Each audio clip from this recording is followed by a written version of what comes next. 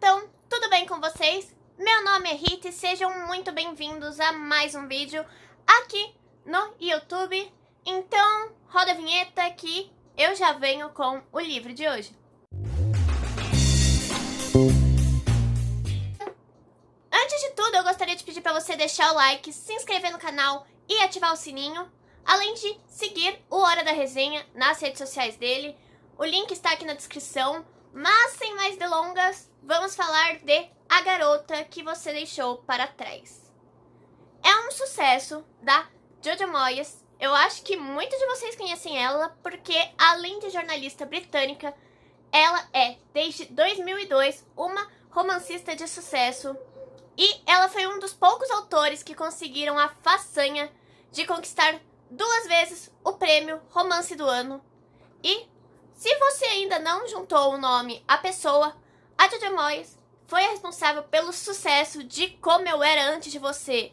Então, esse livro magnífico que faz todo mundo chorar é da escritora, que entrega uma obra tão brilhante como em A Garota que Você Deixou para Trás. Mas do que trata A Garota que Você Deixou para Trás, Rita? E eu vos digo, é uma história que é dividida por etapas. A primeira etapa roda durante a Primeira Guerra Mundial, no ano de 1916. Os protagonistas são Edward e a Sophie. O Edward é obrigado a deixar a sua esposa para lutar na guerra. E é aí que a Sophie se torna nossa protagonista. Ela fica na França trabalhando no hotel-restaurante da família dela, junto com as suas irmãs e os seus sobrinhos. E aquele peso de não saber se o grande amor da vida dela retornará com vida. A única coisa que mantém a nossa protagonista focada e motivada é uma pintura, um autorretrato dela. E o livro todo a Sophie busca ser aquela moça que tá pintada. Quem pintou o quadro foi o marido dela, o Edward. Eu não lembro se eu comentei antes, mas ele é pintor, então esse retrato tem realmente um significado pra ela. E ela quer voltar a ser aquela mulher guerreira, determinada, sonhadora que está eternizada no quadro.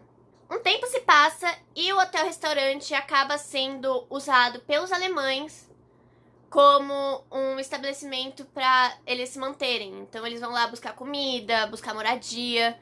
E a Sophie não pode fazer nada, porque os caras estão obrigando ela a ceder aquele espaço, já que eles ameaçavam a vida dela, né? E não só a vida dela, a vida de todos os familiares dela também. Isso faz com que pela vizinhança ela ganhe uma infame de inimiga, de traidora. E isso devasta completamente a Sophie. Só que ela vai levando a vida e ela parou de receber notícias do marido.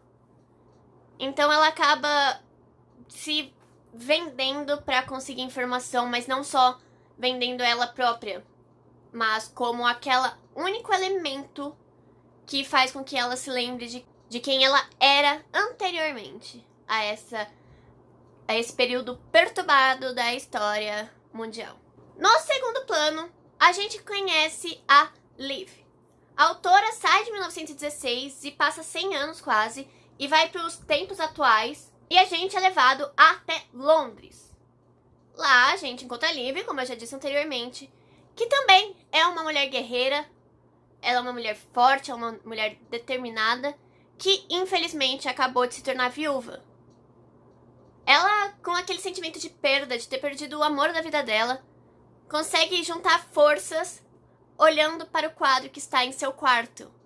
Olhando para aquele retrato de uma moça com a bravura e a determinação que a Liv gostaria de ter. Quem deu esse quadro para a nossa segunda protagonista foi o marido falecido dela. Então, além de tudo, isso tem um conforto emocional muito grande. Ela vai tentando lidar com essa perda até que batem na porta dela. Uma advogada vai até a porta da nossa protagonista e explica que aquele quadro foi roubado e que a família do Edward, quer aquele quadro de volta. Então, a nossa segunda protagonista se vê naquele dilema de abrir mão novamente de um amor dela. Não basta ela ter perdido o marido, ela também iria perder o quadro que era a única coisa que fazia com que ela se lembrasse do falecido. Como eu já disse anteriormente, a garota que você deixou pra trás é desenvolvida nesses dois polos. Então a gente vai tendo uma viagem temporal. Primeiro a gente conhece a Sophie, depois a Liv, e a gente vai indo de uma história pra outra.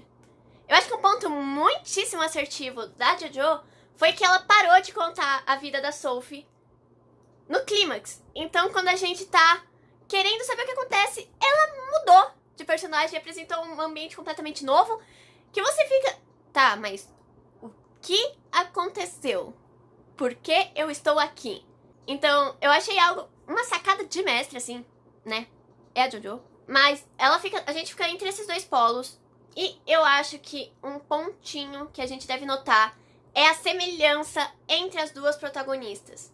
Ambas são mulheres fortes, guerreiras, que estão passando por perda e encontram na arte uma forma de esconder, uma forma de acolher o coraçãozinho. Então, eu acho isso muito interessante, porque apesar da Sophie ser a minha favorita, porque eu acredito que ela tenha sido desenvolvida mais nessa questão de ser a heroína da história. Então, a Sophie é a minha personagem favorita. Eu vejo ela como uma mulher que nunca desiste do que ela acredita ser verdade. Mas a Liv também é. Então, ver esses dois polos e ir pulando de um pro outro, e eles estarem interligados no final, e no meio, e em todo o livro, na verdade, é algo muito, muito, muito legal de se ver, que particularmente eu gosto muito, porque a gente sai de um lugar onde estava tendo uma guerra, que foi avassaladora, que matou milhões de pessoas, e a gente vai pros tempos atuais, em que, né, tudo isso já passou, e ver como o quadro foi importante em ambos os tempos é algo que eu realmente admirei muito nessa história quando eu li pela primeira vez. Acredito que a JoJo seja aquele tipo de escritora que ou você ama ou você odeia. Eu sou do time que ama, mas eu conheço muita gente que odeia a escrita dela, a forma como ela desenvolve a história, acha muito romancezinho, muito meloso. Mas, particularmente, eu acho muito interessante o jogo de palavras da JoJo, então é algo que eu admiro muito nela como escritora. E pra mim, a garota que você deixou pra trás merecia muito, muito, muito mais hype do que Como Eu Era Antes de Você, apesar de eu amar o primeiro livro, o resto eu odeio. Depois de Você e Ainda Sou Eu, pra mim, jogaram a saga no lixo e desmereceram completamente ela. Porém, a garota que você deixou pra trás, ele é perfeito do começo ao fim, sabe? Tudo se encaixa. A questão do sentimento de você lidar com a perda, de você ter esperança, de você nunca desistir da esperança, porque ela ainda vai estar lá, é algo completamente magnífico. Que você também encontra em Como Eu Era Antes de Você, em todos os livros da JoJo. Eu acho que ela é uma escritora magnífica e, particularmente, eu não sei como as pessoas conseguem odiar uma escrita dessas, porque ela é tão envolvente, cativante. Sabe, a JoJo tem um poder de conseguir parar a história na hora certa e fazer você querer continuar e deixar o plot só pro final mesmo, pra você ler tudo. E você devora o livro em questão de semanas. Então eu acho que é algo muito notável em todos os livros da JoJo. E um detalhezinho que me deixou bem presa nesse livro é a maneira com que a JoJo mostra que é muito injusto a gente chamar uma pessoa de boa ou uma pessoa de mal, ou julgar que determinada ação vai fazer com que aquele ser vivo, ser humaninho, seja considerado o vilão da história. Porque todo mundo tem facetas e todo mundo pode ser bom e pode ser mal. Isso depende do ponto de vista, isso depende de com quem você tá falando. E é algo muito presente aqui. Nem sempre o inimigo é do mal. O inimigo só foi obrigado a estar do lado errado. Ele não necessariamente quer estar lá. E eu acho que isso é muito do que os livros com essa temática de guerra trazem pra gente. Eu sou uma pessoa que gosta muito de livros nessa temática, não só da Segunda Guerra Mundial, como da Primeira, nessa daqui. Eu acho que é bom a gente saber o lado humano dos grandes marcos da história.